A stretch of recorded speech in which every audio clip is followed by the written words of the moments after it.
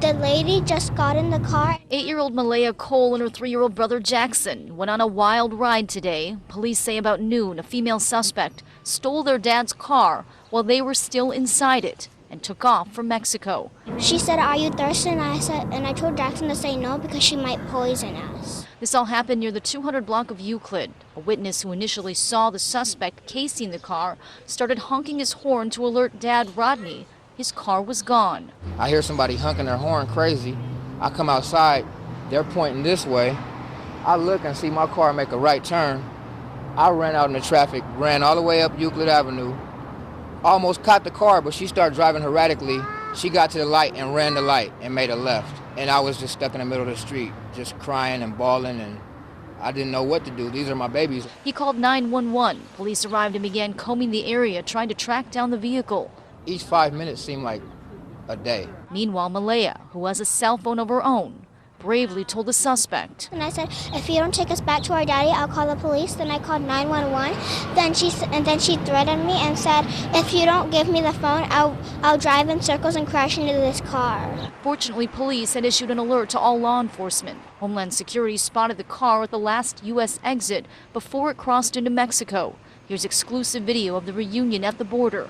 Malaya running into her dad's arms. I'm just thankful for God, and I'm very, very thankful for the San Diego Police Department and every other law enforcement agency that joined in and got my kids back within an hour. Don't cry. Rodney's so glad his daughter was brave enough to call 911. Love you, baby. I love you, Daddy. Yo, YouTube, what's going on? Trey back again, hit you with a video. Now this video comes out of San Diego, California, and I've barely ever get a video from San Diego, California, where we have a brave 8-year-old girl, smart girl, an angel, and definitely going to be something when she grow up, a doctor, a lawyer, something of significance, if you will, because for this child to know what to do under the pressure like this, and you have grown folks who couldn't even do some of the stuff that this child was able to do when her and her little brother was kidnapped at a store while they father ran inside real quick to pick up some goods, and a woman decides out of all things that she wanted to do was steal the car with the children in it and damn near drive across the border into Mexico and just gonna be gone with the children, just gonna take the damn man kids, and he probably never seen them again. But this little girl was smart enough to dial 911 and had the police waiting on that woman ass, and that's a very good thing. I'm so proud of this little child right here. So big shout out to her, and big shout out to her parents for evidently teaching her what to do under these circumstances. And I advise you all also that's in the range of my voice to teach your kids also about what to do in these situations. Even though you might not think that your child should know that, but you got to be aware of the days and times you live in. Wouldn't you want your child to be more prepared, or would you rather for your child not to know what to do in these situations, and you find about him being dead, found in a trunk a month later? Think about that. So what I'm gonna do is read a snippet from this story, and I'm gonna give my opinion, surely, as we go. Brave 8-year-old saves herself and little brother from being kidnapped by doing this.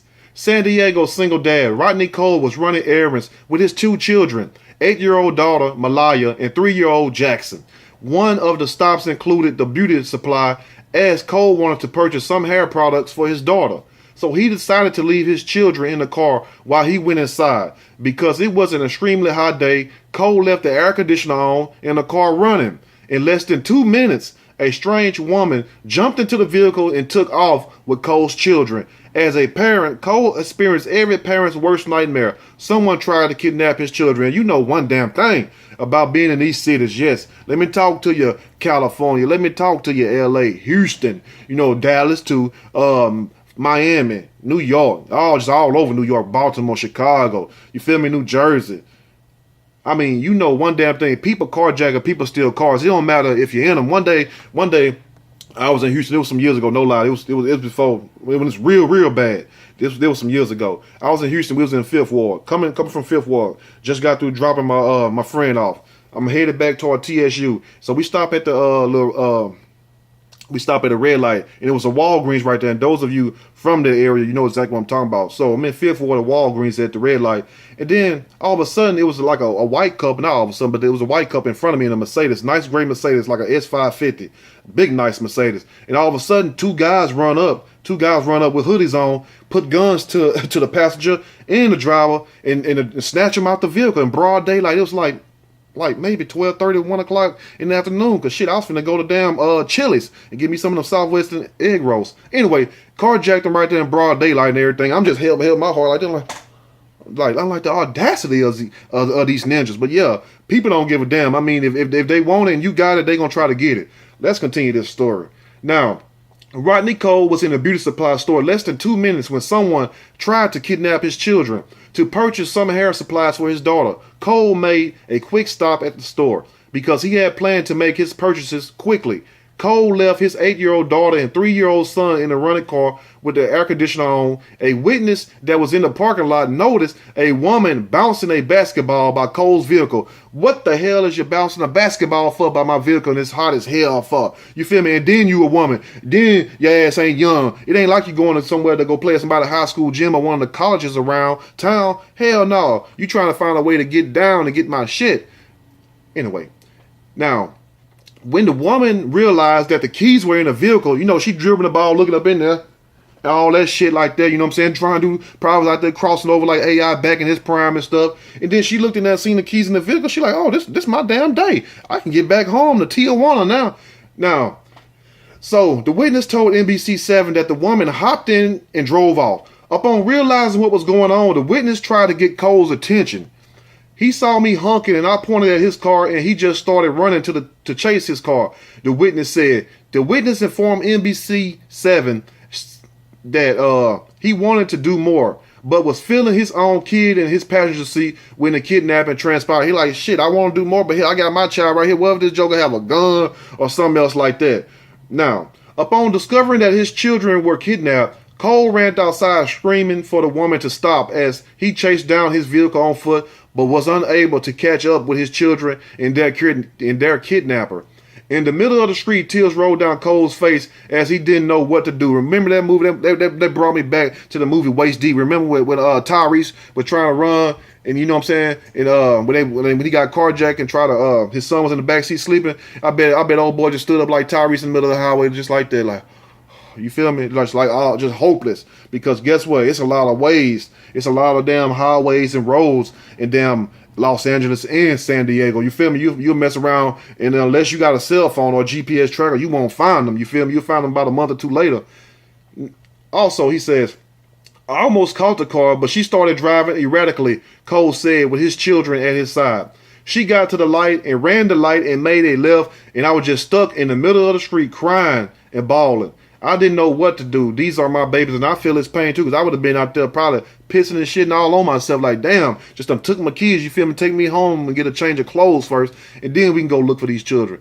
As an unknown woman drove with Cole's 2 children in the car, she was probably less than 2 minutes away from actually crossing the border when 8-year-old Malaya remembers something important in case of emergency. That's why I tell you should teach your children about what to do in these situations. You feel me? I mean, this is not 1980s no more. The kids was getting kidnapped back then, but it's like it's more and more openly talked about due to we have the internet, because this has been going on for forever. Now, Malaya remembers something important in case of emergencies. Cole gave his daughter Malaya a cell phone. Thinking fast, Malaya was brave enough to take the steps needed to save her life and the life of her little brother. Using discretion, Malaya was able to place an emergency call on her cell phone from the back seat. She told dispatcher she and her 3-year-old brother had been kidnapped. While she didn't know where she was, Malaya read signs that said Mexico. When Malaya and Jackson's captor discovered that she was on the phone, the woman tried to scare Malaya, but she remained brave. Malaya, like, the hell with this shit. You must don't know how we get down. You must don't know how we get down. You feel me? I'm not scared of you. Yeah, I'm arguing with her right now. They gonna sign Mexico. Matter of fact, we 2 miles from it. Hurry up and send somebody. You feel me? That's a brave little girl. She says, I said, if you don't take us back to our daddy, I'll call police. Then I called 911, Malaya said. And then she threatened me and said, if you don't give me the phone, I'll drive in circles and crash into this car. You feel me? And Malaya should have just grabbed that damn cell phone after she gave him all the information, or not the cell phone, you might need that. Grab something back there, your baby, your little brother bottle or something, if he had a Coke or something or whatever, and knock her ass upside her damn head. You feel me? Maybe it would have knocked some sense into her ass. She would have pulled over and let him out. As the woman tried to enter Mexico, she had no idea that the San Diego County Sheriff's Department told United States Customs and Border Patrol, as well as local police departments, to be on the lookout for Cole's Go Hyundai, and you ain't gonna mistake no Go Hyundai sedan with children in the back seat. After seeing the children mouth, "Help me," the woman was removed from the car, and the children was reunited with their dad. Smart little girl, very smart.